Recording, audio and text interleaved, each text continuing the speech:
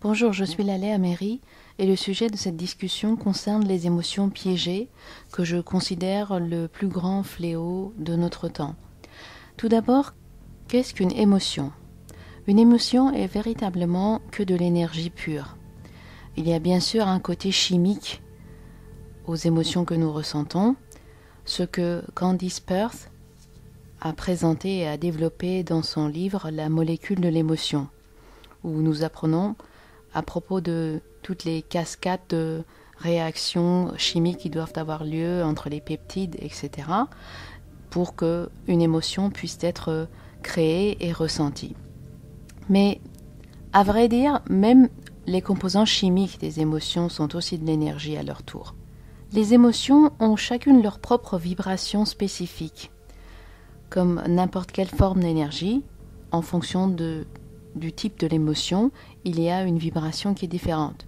L'énergie qui dégage de l'émotion de jalousie va être très différente de ce qui dégage de l'émotion de paix et de confiance. Nous avons maintenant la capacité de mesurer les pensées et l'énergie. Donc, nous sommes également capables de mesurer les émotions et leurs différentes qualités, leurs qualités vibratoires en fonction de leur nature. Les émotions donnent évidemment de la couleur à notre vie et la vie sans émotion n'aurait vraiment aucun goût, aucun intérêt. Ça ne nous donnerait certainement pas de motivation pour continuer à vivre. C'est vrai qu'il y a des moments émotionnellement difficiles qui nous font souffrir et qui nous donnent cette envie de ne plus avoir à ressentir des émotions ou en tout cas de ne pas sentir les émotions négatives. Mais la vérité est que sans émotion, notre vie serait aussi froide que la vie des reptiles. Et parfois, sans avoir à passer par un certain nombre d'émotions négatives, nous n'aurons pas la capacité et la puissance intérieure requise pour briser des vieux schémas dans lesquels nous nous sommes coincés depuis longtemps. Nous avons donc besoin de nos émotions.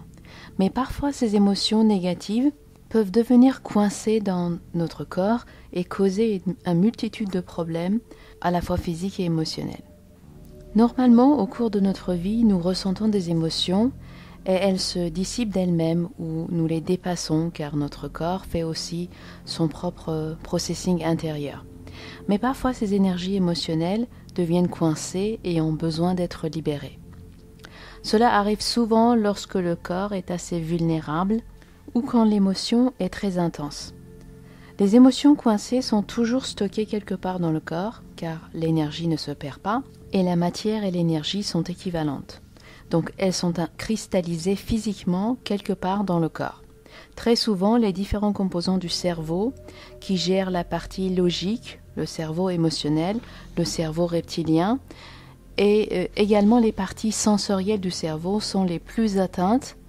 Et cela explique d'ailleurs les nombreuses réactions et les schémas de peur qui se développent alors en nous et qui façonnent notre vision du monde.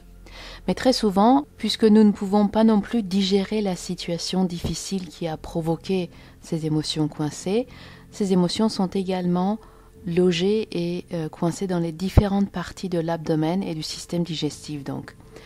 Mais elles peuvent aussi être stockées dans le système reproductif féminin, qui est d'ailleurs très très sensible à ce type d'émotion.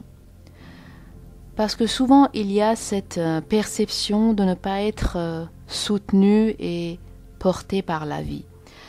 Lorsqu'on ressent une émotion coincée, il est donc logique que on trouve très souvent que les émotions coincées sont stockées dans le dos, affectent le dos, la colonne vertébrale essentiellement, mais également l'ossature, parce que c'est l'ossature qui doit nous porter et qui doit nous soutenir. Bien sûr, tout cela dépend aussi de la sensibilité de la personne et de son histoire personnelle, ça veut dire de son enfance, de sa conception et de sa vie in utero. Notre corps est véritablement que de l'énergie pure. Donc, lorsque nous ressentons une émotion intense, nous ressentons à vrai dire une nouvelle vibration. Notre corps vibre maintenant à une autre fréquence que celle qu'il avait avant. Si cette émotion est de la colère par exemple, notre corps va maintenant prendre et adopter cette nouvelle vibration. Et si cette vibration est suffisamment puissante, quelque part, d'une manière que nous ne comprenons pas encore, une partie de cette vibration, de cette énergie, peut rester coincée dans le corps et être piégée. Une émotion piégée est comme une balle d'énergie qui peut varier en taille. Elle peut être entre la taille d'une balle de tennis à la taille d'un melon. Et ces émotions piégées peuvent arriver à n'importe quel âge, même dès les premiers mois de notre existence. Elles peuvent même être reçues au moment de la conception, et donc à ce moment-là, elles vont venir d'un de nos parents qui ressent ou qui ressentait cette émotion. Elles peuvent aussi être reçues in utero, et dans ce cas, elles sont souvent les émotions de notre mère, mais elles peuvent aussi être dues à notre propre réaction à ce qui se passait à ce moment-là dans la vie de nos parents. Et bien évidemment, les émotions piégées peuvent aussi être héritées, et c'est là où elles posent vraiment beaucoup de problèmes et causent beaucoup de dégâts, parce que déjà, à la base, l'émotion piégée elle-même, elle va provoquer beaucoup de discorde dans notre vie, mais nous avons dans ce cas aussi hérité de l'expérience négative des ancêtres et tous les dégâts que cette émotion négative a déjà causés dans leur vie à eux. Ce qui va doublement nous affecter, évidemment, et plus l'émotion est vieille, plus son impact est grand et important. Et donc, une fois que l'émotion a été libérée et nettoyée, notre ressenti, le changement que nous allons ressentir et son impact dans notre vie va aussi être grand et important. Les émotions piégées peuvent causer de l'inflammation, des douleurs, de la congestion, de l'autosabotage, de la détresse émotionnelle récurrente, des schémas qu'on n'arrive pas à régler et dont on n'arrive pas à s'en débarrasser, de la dépression, de l'anxiété, etc., etc. La liste est très longue. Elles doivent être identifiées et nettoyées et libérées du corps, une à la fois. La balle d'énergie créée par l'émotion piégée provoque une distorsion de notre champ énergétique et le déforme en poussant les lignes du champ à se courber et à enfermer le corps physique dans cette espèce de cage émotionnelle.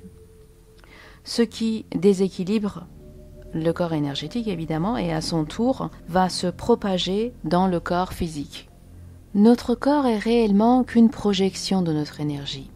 Il apparaît solide, mais si on pouvait retirer tout l'espace qu'il y a entre les particules subatomiques du corps, la matière physique qui constitue notre corps sera tellement petite que nous aurions besoin d'un microscope pour la voir.